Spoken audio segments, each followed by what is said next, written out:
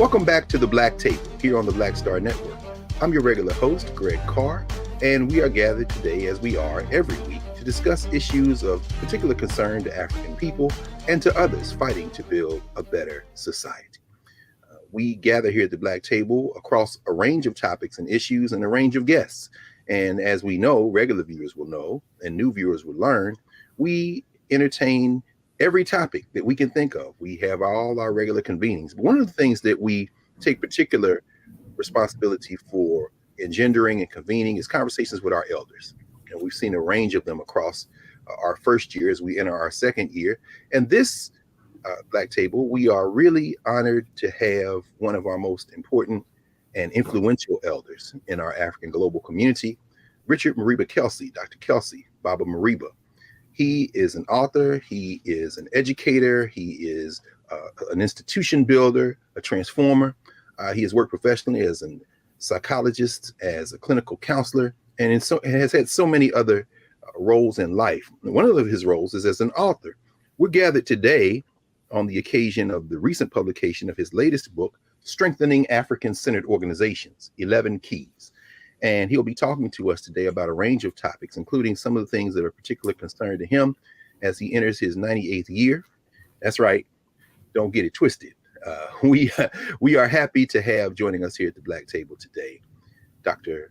Richard Mariba Kelsey, Baba Mariba. Welcome, Baba Mariba. Hotep. Hotep to you. And it's a joy to be with you, because I consider you to be one of the young visionaries that is helping us do the things that we need to do anyway. Well, Baba, listen, it's an honor to have been and to continue to be your student. And for those of you who don't know, when we get to talking about these institutions that you've built, including the African Center for Study and Worship in Columbus, Ohio, and the Afrocentric Personal Development Shop, those of you watching the Black Table, this is the brother that recruited us into this work most directly. As Dizzy Gillespie said of Louis Armstrong, Baba Mariba, know him, know me, know you, know me, Baba. So I want everybody to know that. And we've had a number of people, Toya Falola and Abdullah Kalamat, so many people at the Black Table. And having you here really does allow us to enter 2023 with a different perspective, a different framework. And I'm wondering if we could start by perhaps having you help us think about some of the things that are on your mind as we enter 2023. What are some of your concerns, and what are some of the things that we really need to hear as it relates to strengthening our institutions and strengthening ourselves? Well, if it's all right, I'd like to tell you how I got to where I am right now. Perfect. Please. And I'm gonna go through a series of publications that are steps along the way for me getting to the issue of the really solidifying African institutions rather than just building them and leaving them. Yes, sir. So first, back in about 1990 or thereabout, I wrote a book. I don't know if you've seen it, called Being Healthy and Wealthy. Oh yes, absolutely. Well, that book was my beginning of wanting to put things down. Now in it, I talked about ages and stages of growing, in which I discussed the role of the elder, the role of the nation builder, the role of the warrior, and the role of the pre-warrior, suggesting that it was so important for us to be clear about the responsibilities and stages at each of those levels. And it seemed to me at that time, and now, that we have not done a good job of helping our young brothers and sisters and old brothers and sisters assume those responsibilities.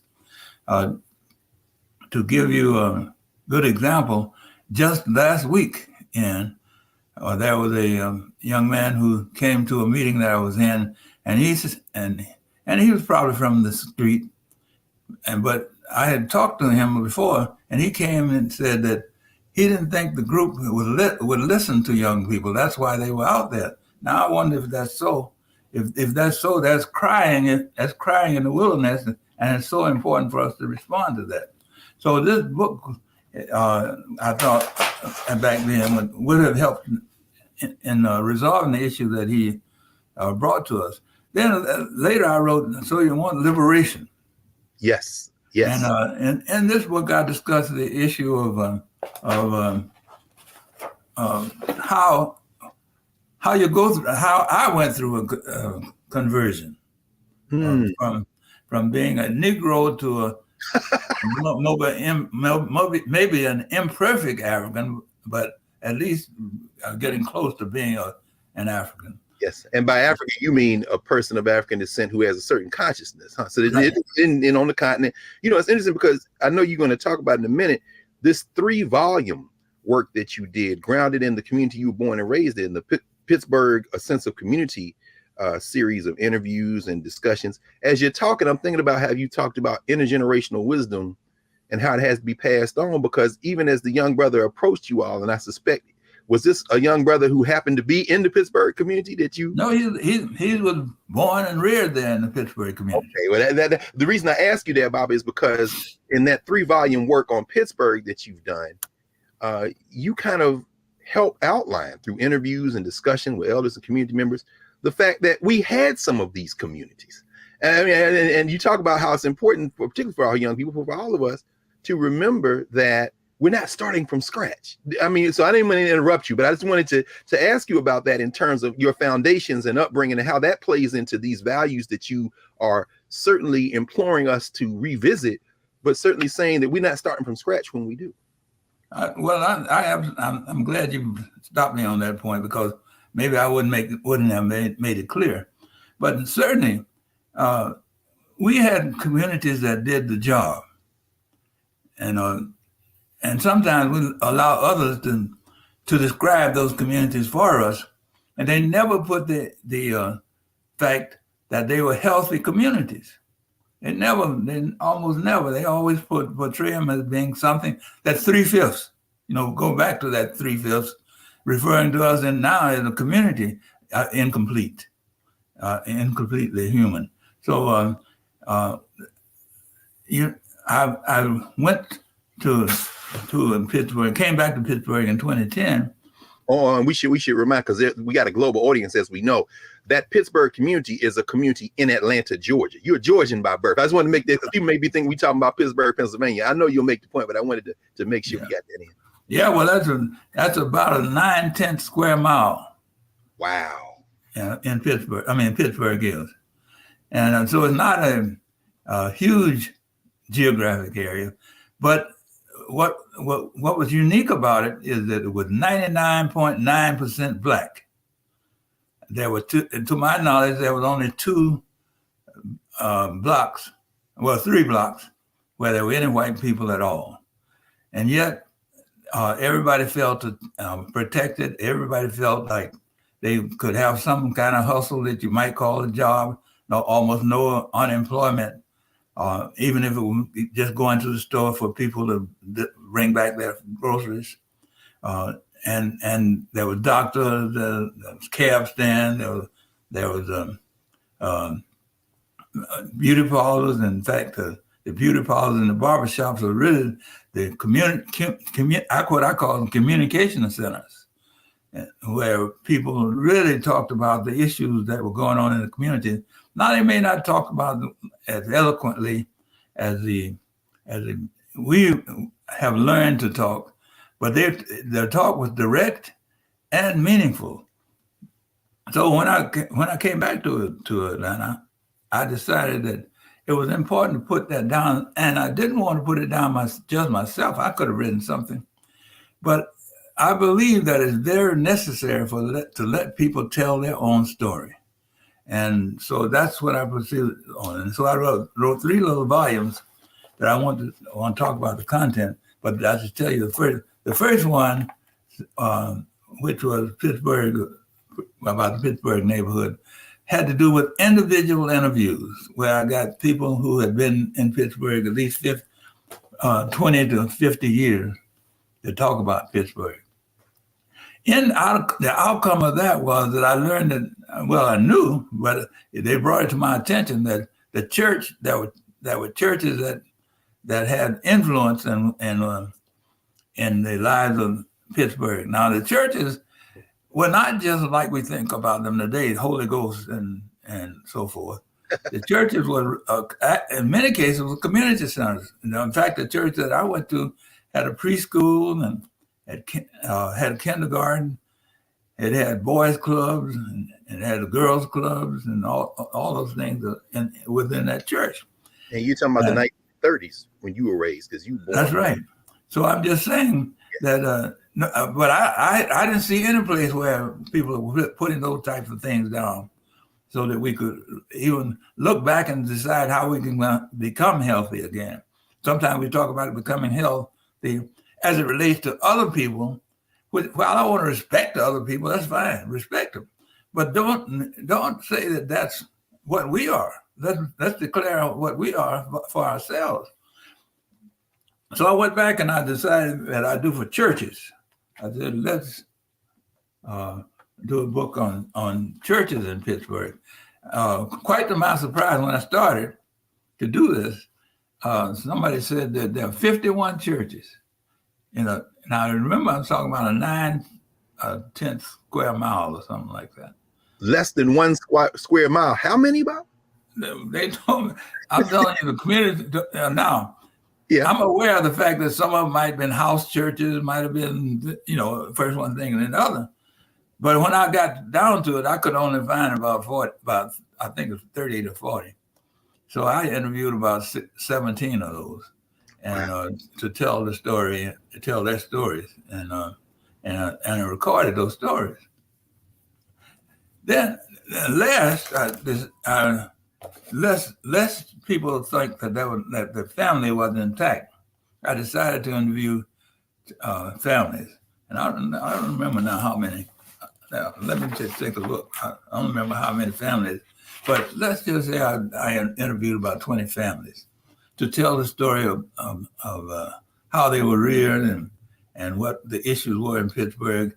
And one of the outstanding things that came up over and over again was that there was a railroad track that had been accepted by the people as border. It wasn't the real border, but it was a border from the standpoint of the people.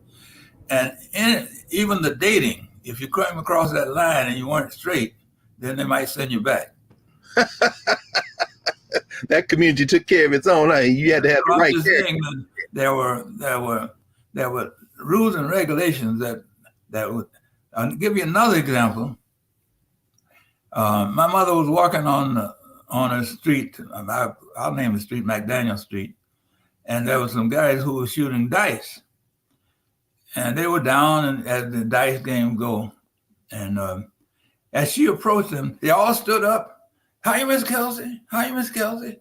And by the time she took 10, 20 steps, they backed down on their knees. But the fact that what I'm trying to point out is there was that intergenerational respect, regardless of what you were doing. Absolutely. But I can tell many stories. I won't do that right now. No. But that's important, Bob, because we're going to close out the first section and then we're going to come back in a moment. But you're giving us not only a history of Pittsburgh, a glimpse of it, you're also giving a blueprint for everyone here listening. This is how we recover our memory. We need to interview our elders in our community and deal with our institutions and then set it down for the current and previous generations. We're going to come back in a moment with you, Pablo Mariba, and we're going to continue this conversation here at the Black Table as we explore the Sebaid, the Egyptians would call it, the values and lessons we're learning today from our guest, Dr. Richard Mariba Kelsey. Back in a moment here at the Black Table.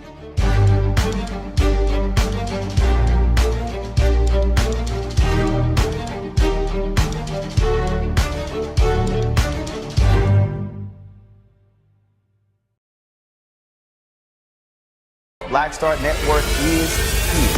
Oh, no punch! I'm real revolutionary right now. Thank you for being the voice of Black America. All momentum we have now, we have to keep this going. The video looks phenomenal. See, there's a difference between Black Star Network and Black-owned media and something like CNN. You can't be black own media and be scared. It's time to be smart. Bring your eyeballs home. You dig?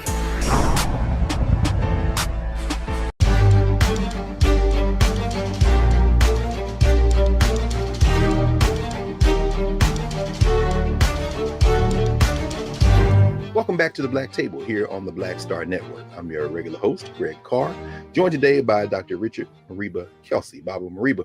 Baba, you were leading us through Pittsburgh and some of your upbringing and the values, the protocols, as Angie Porter, one of our regular guests at the Legal Roundtable, and another of your students might call it.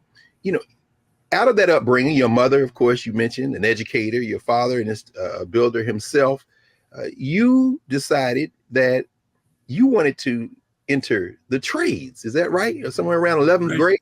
You end up leaving Pittsburgh. What happened there? And then you come back to Alabama and Tuskegee. Could you talk about that? I mean, after having served a stint as a veteran, how did you, this is World War II era, bro. That's kind of dangerous decisions you were making. Talk to us a little bit about the values and things you learned, lessons we can learn about that journey you had from late teen years into your 20s as you kind of circulated through and saw some of the things that this social structure we live in have, the obstacles and how you overcame them. Well, I don't know about how I overcame them, but I can tell you some of them that happened and that I can share with anybody about so that they can be useful. But I have to say, it's, as we talk about Isfet, which sometimes people refer to as a devil. That's incorrect, but let's just say some people refer to it that way.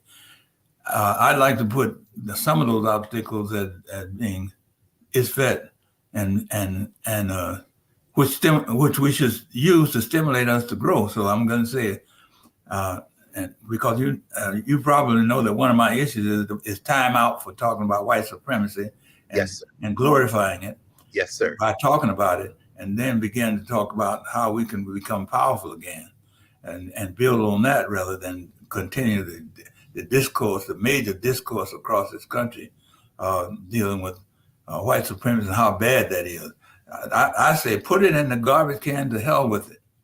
And let's go talk about how we can become powerful again. Yes, sir. Now, I don't want to use language that's inappropriate, but we're all right. But I feel pretty strongly about that. So, absolutely. And I would say that in any audience that it's time out. And in fact, I get infuriated about that. So if I sound harsh, but I guess I am harsh about that because absolutely. I think that the time has come when we need to just come together in unity and and unity doesn't mean talking about it. Unity means to me to demonstrate it by coming with common issues that we're going to address each year, like our ancestors did when they would come after the flood and talk about issues and go back and when the flood and build their follow through on that plan of action. We should do the same thing. We have examples, and so I would just say we should use those examples. So having said that, let me tell. I left high school in 11th grade. I ran track and I was the athlete and all that stuff. Because I don't know exactly why I left, but the World War II had begun about a year or so earlier than it began, I think, in 1941. This was 43 I'm talking about when I left. Do you mind, Baba, mentioning where you attended high school? Because it's important as people are listening to you to understand these Black institutions really did form you. They didn't have white supremacy at the center of their mind. They were too busy helping prepare the next generations. You're a Washington student, weren't you? Washington. Remember, there's only one Black high school in Atlanta. My goodness. Well, that was Washington High School. That meant that I'm sorry, Booker T. Washington High School, in the shadow of the Atlanta University Center, right? That's right. Yes, sir. And I think they did a good job. Yes, sir. Teaching for self.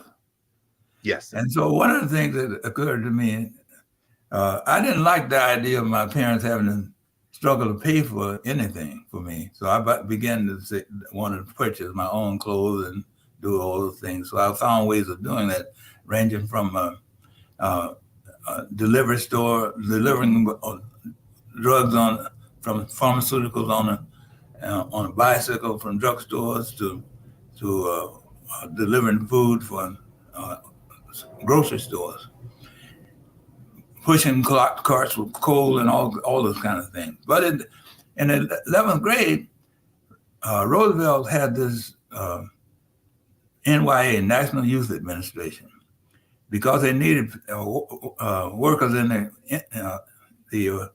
because of the war. There was a shortage of workers in aircraft industries and building tanks and all that stuff. So I said, oh, wow, that looks like a good opportunity to get involved in the machine industry, that's drill press and lathe and ID grinders and stuff like that. So I went to, and I remember that I want to emphasize how important Black institutions are. Krogman School and Clark College at that time were close to each other, and right here in Pittsburgh. And so classes were held after school for preparing us for those types of industrial jobs. And so I went through the first phase of that. And the second phase was well, you went to either to Detroit or to Connecticut or to some other manufacturing center for war industry equipment. And so I went to the Connecticut Center, and I learned how to do lathe, drill presses, and less on ID grinders, but some. And so I had jobs in foundries and factories of various types. But I ended up in the aircraft and Pratt & Whitney. Pratt & Whitney. But at that time I was about 17, approaching 18, and I ended up going to the military. I really volunteered for Tuskegee Airmen. So since I was approaching 18, they said they didn't want to accept it at the time, so they drafted me, and I still maintain that's what I wanted to do. But it was interesting, and I'll stop there, and then if you want to raise questions. Yes, sir. What's interesting about that, I went to Fort Benning and made known what I wanted to do, and they said that they didn't tell me directly, but by implication they told me that the quota was full for Tuskegee, and they created a category that you can find no record of today, called pre-aviation cadet. And there were a number of us in the military who were in that category. That the fire caught, there were fires that destroyed the evidence of that category. Let me stop for a minute. Yes, sir. No. This is good. Well, we're gonna pause. We'll come back in our next block, but just want to mention, William Krogman, of course, who's on the faculty at Clark College for a number of years, a classicist, the Krogman School you went to, named for him. Mary McLeod Bethune, so influential in the NYA. Just thinking about how Black folk in strategic positions who can have us in mind, you never know how it's going to yield a Mariba Kelsey as you went through the space. But when we come back, maybe we can pick up with this because, as you say, with the Pre-Aviation Corps, Tyndall Field, as you were in Panama City, Florida, then going for everywhere from Utah and California to the Pacific Theater to Hawaii to the Philippines, and then dealing with Tuskegee and how that shaped you, educators there that shaped you, and before you ended up in Ohio, which is of course where your influence continues to resonate, not only from Ohio but really worldwide as a consequence of those years. Maybe when we come back after the break, we can pick up with any of that and kind of open up into this conversation about values, about community and health, and the things that kind of concern you, and the things we can learn from these places that you experienced. So let's come back after the break and continue with you, Baba. We'll be back with Dr. Richard Mariba Kelsey, who is really helping us understand, as we sit at the Black table, what we are talking about. We're talking about values and Re-Africanization and really establishing and reestablishing ourselves as a healthy community. Back in a moment here at the Black Table.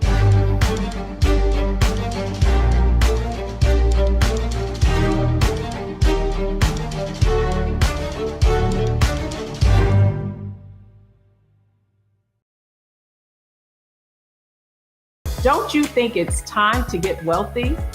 I'm Deborah Owens, America's Wealth Coach, and my new show on the Black Star Network focuses on the things your financial advisor or bank isn't telling you. So watch Get Wealthy on the Black Star Network.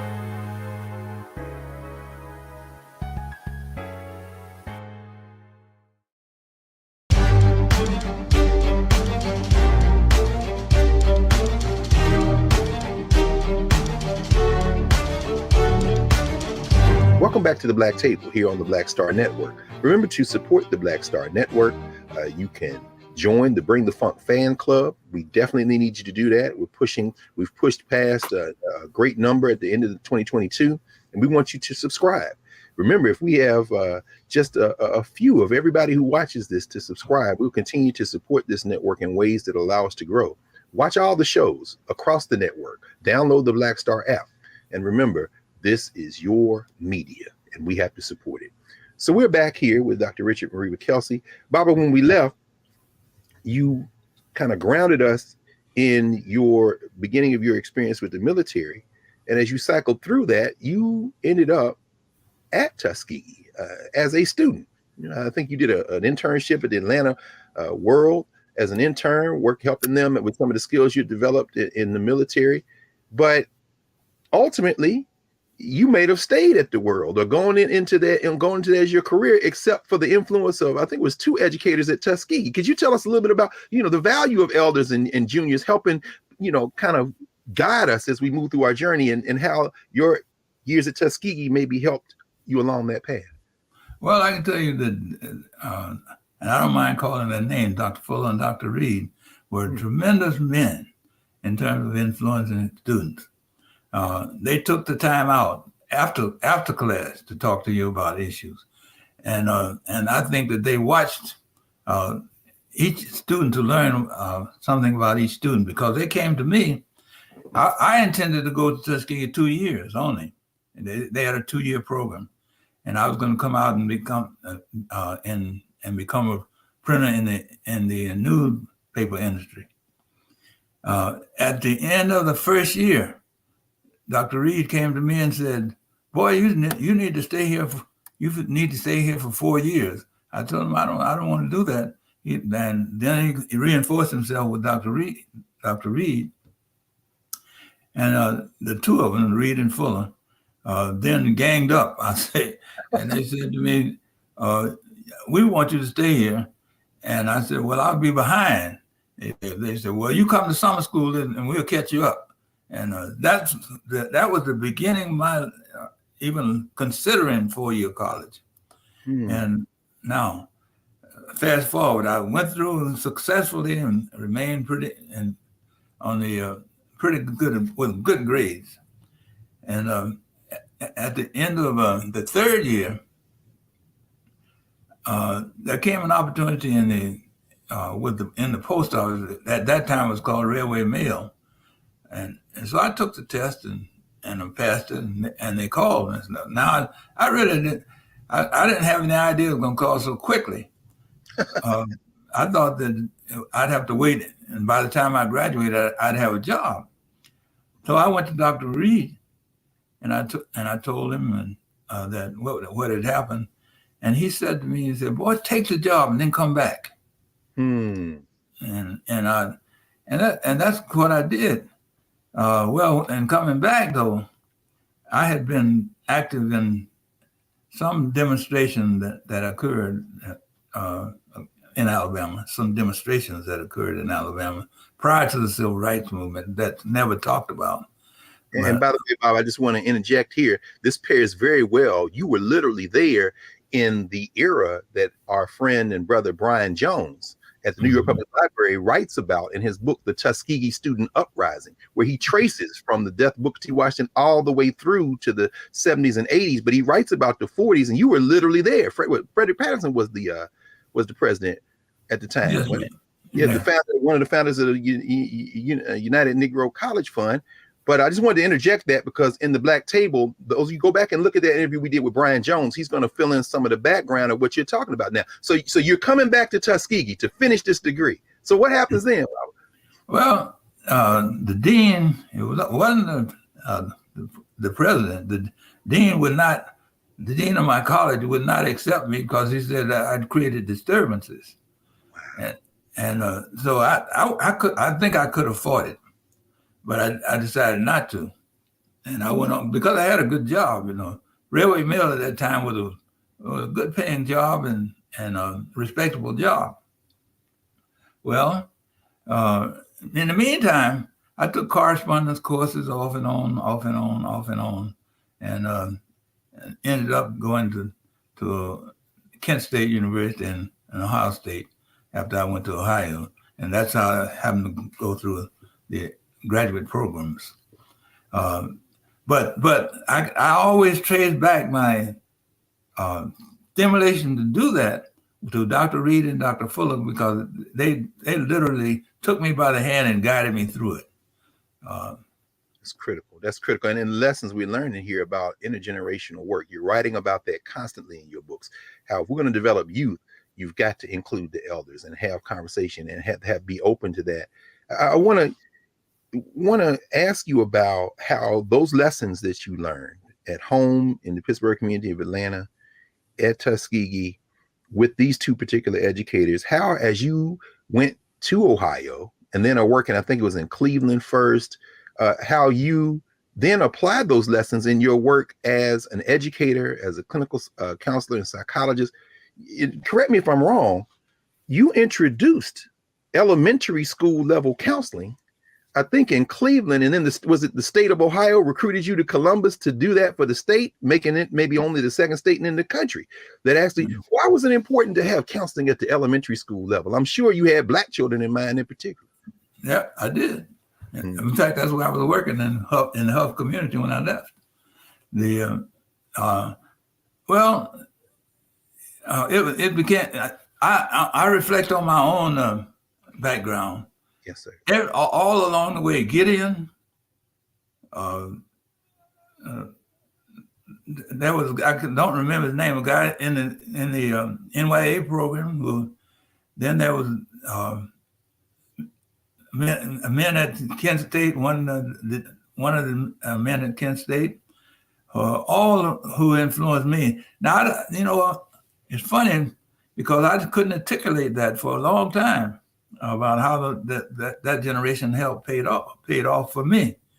I believe that it'll pay off for anybody, but I can tell you that it helped me know that it was necessary to try to pass that information on, and that's what I did. As I began to look at the African Center, the development.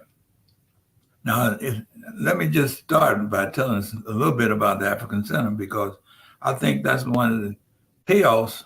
If I had to say what I gave back to the community, that's one of the payoffs that really wasn't my giving, but I can trace it back to my father, my Dr. Reed and Dr. Fuller, and other men who helped me, men and women, I should say, who helped me. In fact, a lady in Cleveland gave me, I think it was $150 to go to aid me in going to Kent State. I mean, all these little things, they may not seem so important, but we have to get back to them. Whereas the lady didn't know me, but she knew what I was trying to do, and yes, and that $150 paid was enough to stimulate me to stick with going to Kent State. Now, I'm giving all these examples. I know that the articulate theoreticians might take that apart, but I say let's be plain and common and look back and build on what we know were the systems that we had that worked for us. Yes. And so as we do this, I'm going to bring it on up now in terms of, I found that one thing that was missing in our community that we had been taught otherwise. As I look back on our history, and I'm thankful to you and others who helped me do this, we saw that there was evidence in the Kemetic and Egyptian and even later of times when there were certain principles that we had allowed to be institutionalized and given and spoon-fed us in an incorrect way often. And I said, well, let's read. I think we may have had a bit of a link there, pause. There's a gap in it. And as Baba Mariba, we get the signal back. He'll be back in a second, I'm sure. We just want to emphasize here at the table, and I can fill in some of the things by way of his life journey. Not only was he successful in establishing elementary school counseling in Cleveland and then in other places in the state of Ohio, when he moved to Columbus, that's when he met his wife, Mama Niambi, Barbara Kelsey, and together, who herself an educator in the Columbus Public Schools, and they began to establish institutions there while they continued to work in the schools. Dr. Kelsey joined the faculty of Ohio State University, where he taught counseling and evaluation for nearly 20 years. But he continued to do community work. You heard him mention the African Center for Study and Worship, which was established in East Columbus. And that is and was a study group, no longer exists, but it really was an incubator for community organizations. And that is the formation actually that he recruited students from the Columbus area, including students from Ohio State University. And that would include a young, at the time, law student named Greg Carr, who began to attend the African Center. And that's where I was introduced to a level of community organizing and formation and study that was significant, unique, and linked to organizations around the United States and the world. From that, they also developed what's something called the Afrocentric Personal Development Shop that helps with people who are fighting a range of addictions between drugs, alcohol, so many other things. And that institutional formation continues to exist in Columbus, employs a number of people, continues to do the influence. Dr. Kelsey also was a member and continuing member of the Association of Black Psychologists and the Association for the Study of Classical African Civilizations. So many of the folk that we have interviewed and discussed and will continue to discuss here at the table come out of that formation. Dr. Kelsey, I think that we resolved the tech issues. Bob, I think I was just helping people understand some of the organizations and institutions you have created. And in fact, if we pause, I said something about one. No, jump on in. No, please. Yeah, we wanted to make sure. The African Center for Study and Worship. Yes, sir. Does still exist, but it exists under the Taiwi Family Village name. Of course. Taiwi. Yes, sir. Taiwi. Yeah. And by the way, you all, Taiwi, the two lands, that name comes from the ancient Egyptian. That we talk about Egypt or Kemet, but Taiwi was the name that they called themselves as well. The community. Yes, sir. Thank you, Baba. Thank you for that correction. Yeah. So maybe, in fact, maybe we should do it like this, Baba. We'll pause here and we come back in our final block for today, and we're going to have you back, obviously. I hope you don't mind if you might consider joining our regular rotation. Maybe we can have some conversations really about drill down into some of these values that you've been writing about and thinking about, particularly in strengthening African-centered organizations, these 11 keys that you lay out in terms of institutions. If you don't mind, maybe when we come back, you can help us think about some of those key values and how we can really revitalize them. If that's all right with you. Okay. Well, we'll come back then. We'll be back here at the Black Star Network in our final block for today with Barbara Mariba Kelsey, discussing these essential elements and values for institution buildings and health in our communities. Back in a moment here at the Black Star Network.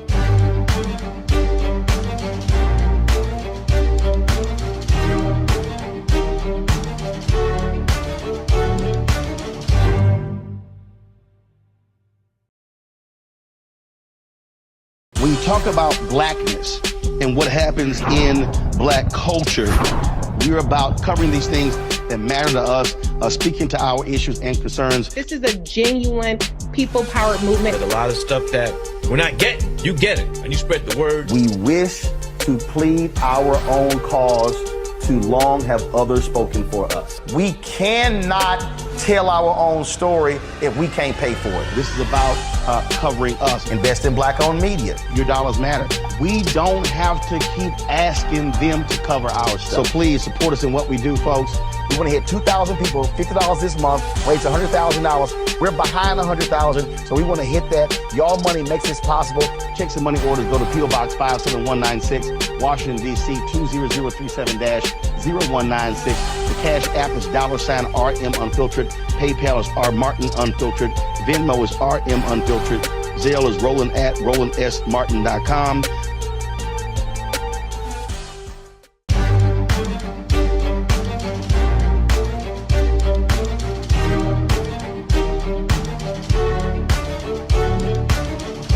Welcome back to the Black Table here on the Black Star Network. Remember to support our Black Star Network. Download the app, become a member of the Bring the Funk fan club. Watch all our shows. We're building here, building for eternity here at the Black Star Network. We're back with Baba Mariba Kelsey. Dr. Kelsey, Baba Mariba, we kind of put on the table some of the broad experiences and some of the institutions you've built and joined and influences. You know, this book, Strengthening African-Centered Organizations, 11 Keys, you identify these key elements: unity, health, divine, supernatural, action, vigor, commitment, relationships, fertility, economics, and intelligence. 11 keys, you say, to help strengthen our institutions, so many of which don't quite get out of the cradle without failing, and that can be corrected. Maybe we can spend this last section with you helping us understand what you think are some of the most important things we can draw upon and to strengthen our institutions and communities. Well, first, let me just say, I think that influence has to come from those who have an idea that they understand, and they have to be willing to give, because when they give, they receive. That's one of the things that I think is important. They have to quit monetizing the giving of values and principles that are culturally laden. The fact of the matter is, I just had a conversation with a group yesterday where I was suggesting that we no longer can just seek aid for and give it to a community or to a group or to a church or a family. It is a misnomer to say that I got this for you, here, take it, rather than training the person how to get it for themselves. And now, in order to do that, one of the key elements, before you can even get to the idea of strengthening, because we are losing some of our strong institutions because of various one thing and another. But that one of the key issues is that we have to accept each other as geniuses. Now, you know, somebody said you're creating the word geniuses, but I don't care where I am or not. I said everybody is a genius. Now, I wrote this little pledge some time ago. I know you read it. I've said it many times, Bob. Myself, Relethea Watkins, Mario Beatty, so many of us who came through your apprenticeship. Please go right ahead. No, that's all right. I just wanted to say that I made this little book. Now, this little book, The Genius Africans United, is to say that as long as I think that I'm better than you and I can stratify ourselves like that, yes, we don't learn how to use the talents that even what we would call the lowest one might be the highest one, because in order for the link to chain together to make it strong. And so African genius is saying that my uncle was a genius, my brother was a genius, my neighbor was a genius. I think we ought to drill that in ourselves and move ahead rather than believing that I got it. You know, I call that I-ism, but that's one of the things. Now, I recognize that whatever has happened, many of our organizations start and they last for 7, 8, 9 years, and they dissipate or disappear. And so I said, what is it that is troubling our organizations, and how can they become stronger? And that's how I come to write the Strengthening an African-Centered Organization, 11 Keys. It is a book that's not what I consider to be a workbook more than anything else. And it requires that we take those keys, and there may be others, and we apply them to our institution and say, are we doing this? If we're not, then our work is to make sure that we are solid before we go out and try and do work for others. And so the Strengthening an African-Centered Organization, 11 Keys that you've already identified, is an effort to say, take this book, use it for development rather than just using it to recite it. Too much recitation taking place. And now, I hope nobody misunderstood me. I'm not saying you don't use recitation. I'm saying use it to strengthen rather than just to demonstrate that I have the ability to do that, or just for amusement or just for entertainment. Sometimes even in our conferences, we invite people on the basis of how entertaining they are, and we clap and it's all over. So I'm saying those are the types of things that are important to me that we address. And I think the time has come for we even have conferences and networks, groups who come together just to address issues like that so that we can become stronger. Strength is in unity. And there's no doubt in my mind, whatever it takes to bring unity with the values that we have, with the Martin values and with the principles of Martin, with the Declaration of Innocence and all those things. It's important that we use those rather than just talk about them.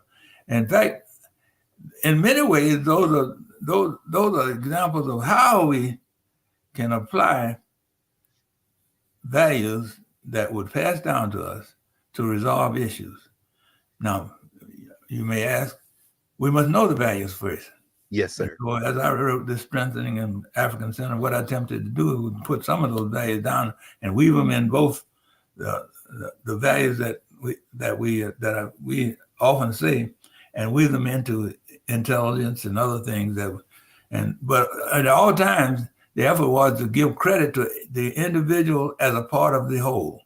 Yes, sir. Yes, sir. So individual achievement then, it's fine, but it's not really, if it's not helping community, then that's not what you're talking about. It's not what you've demonstrated with all the institutions that formed you, and even in your own family. I mean, by my count, what you got, 2 medical doctors as daughters, Dr. Reba Kelsey and Dr. Romani. What's Romani's last name? Romani is I almost forgot her last name. Reed. What is Reed, right? So, and of course, your son, Madibo, who works in the medical field. These are examples of how it's not enough to talk. You've got to transmit this wisdom on. And as I think your mother told you, as you write, when you went to Tuskegee, go down there and get all the education you can, but don't come back and lose common sense. So I might say that's one of the guiding principles of my life. I didn't know it. And the interesting thing is that I said, why did my mama say something like that at the time? Lord.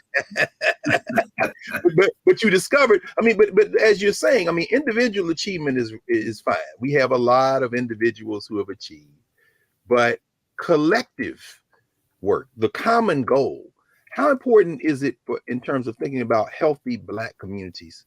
How important is it for us to always understand that we are not just individuals, but we're members of community? Well, right now I'm writing some of what I call the growing peas. And it's Rogers. I'm sorry, came back, man. Not Reed. Dr. Ronnie Kelsey Rogers. Y'all won't remind me getting me about that. Go ahead, so go ahead. and one of the, and often we say protest and give it a great honor that you protest. Well, and I think we need to protest, but we need to protest inside our group and outside our group. We need to protest inside for the purpose of cleaning up some of the unifying principles that we have, and we need to have a plan of action that when anybody, and we go strong enough where anybody comes against our vision, that we protest the vision, not just an individual act. So that's in essence what this Strengthening African-Centered Organization, the 11 Keys, is about. Let's get away from just the creation of individual action as success if it is not feeding into collective success. And there's no dollar value you can put on it. And so the fact that I've achieved $1 billion or $1 million or whatever the case might be is not what is no longer, should no longer be identified as an element of success. Now, I'm not talking against having money. It is important to have money because that's what the medium of exchange is here in America. Yes, sir. It could be something else, but within our group, we can make it something else. We can make it be that the old trading thing that we once had, where my mama needed a cup of sugar, she sat down the block and said, Mama said, Miss Vaughn, lend me a cup of sugar. That lend didn't mean I was going to go back and pay you a cup of sugar. It meant that if you needed something one day, you could send for it and you get it back. And that kind of reciprocity and whatnot that we have seen, we all, I'm not putting myself separate from the rest of it. We all have experienced that, but we've been taught against it. Yes. And so in our schools and in our churches and sometimes our community groups, and I think that it's very important that we revisit it and strengthen ourselves so that we can truly become African-centered organizations with the values and the practices and the policies and the restraints that we want to apply to ourselves. Yes, sir. Yes, That's sir. what I think would get us respect for ourselves. Well, we can't say any longer that you're not listening to me. Yes, sir. Well, we can't say any longer that Mr. Jones is smarter than Mr. Johnson. Yes. It is important that we understand that we need each other so much that we can't afford any longer to go about the business of trying to do it individually as we have been taught to do. I often say, even one of the principles we are taught is, if my mama doesn't go to heaven, I'll journey on anyway. I ask myself, how in the heck can I journey on peacefully and leave my mama behind? That's exactly right. That's exactly right. Well, Baba, that's a beautiful place to think, it seems to me, for us to pause. And we hope you'll come back to the Black Table and we can integrate you into a kind of regular conversation about these issues and what you see, particularly as we enter 2023, your 98th year around the sun. And while we continue to have you here, we want you to continue to teach. And we know you're going to do that anyway. So we want to thank you for joining us here, Baba Mariba Kelsey. Love to your wife, Mama Barbara Kelsey, Niambi Kelsey, and the whole family. Hope you'll consider joining us again soon, Baba. Well, thanks very much. I always enjoy talking to you. I learn so much. No, listen, I'm just trying to continue in the way that you pointed us, Baba. So thank you for joining us, and we'll have another conversation soon. All right. Yes, sir. We'll be back in a moment to clear the table and get ready for our next conversation here on the Black Star Network. Back in a moment.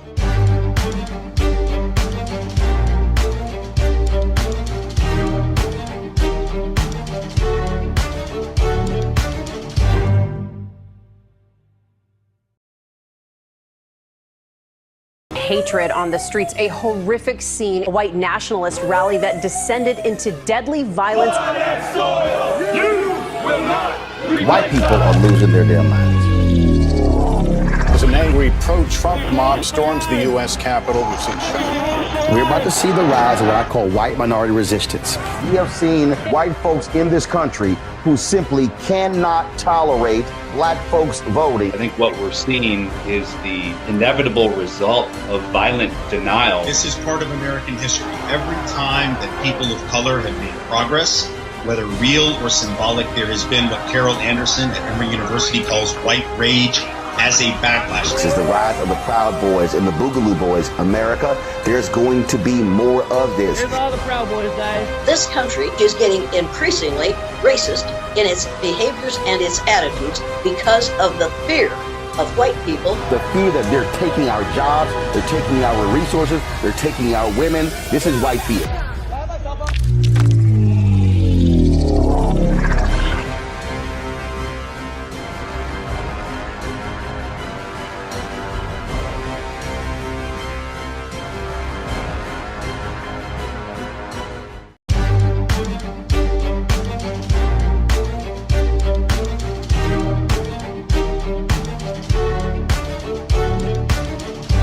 Welcome back to the Black Table here on the Black Star Network. Remember to download the app, join the Bring the Funk fan club, support this network. You see today another reason why supporting this network is so important. We've been blessed to have a conversation with Dr. Richard Mariva Kelsey, a powerful elder, master teacher, an influencer, institution builder. And I don't mean influencer in the social media sense. I mean a great influence in the world, a force for good in this world. And you've seen just a glimpse of why. We want to close today with a word from his book, Strengthening African-Centered Organizations, 11 Keys. This is something he wrote about unity. Dr. Kelsey writes, every unity effort among Africans must intentionally strive for interdependent and complementary activities. Everyone is a genius, but not everyone needs to be doing the same thing at the same time. It must be understood that everyone's talents and skills are needed and expected to be utilized. The key here is to nurture, focus, and blend everyone's gifts, talents, and energies toward the common goal of African uplift, growth, and progress. That's a lesson for African people, from African people to the world, and it's grounded in the received wisdom of someone who has been a direct recipient of that wisdom from generations before him, who has spread that wisdom through the generations he has experienced and continues to experience, and is giving us a testament to the future. So we'll join with you in a week's time for the next Black Table. Everybody stay safe and healthy, support the network, and we'll see you soon.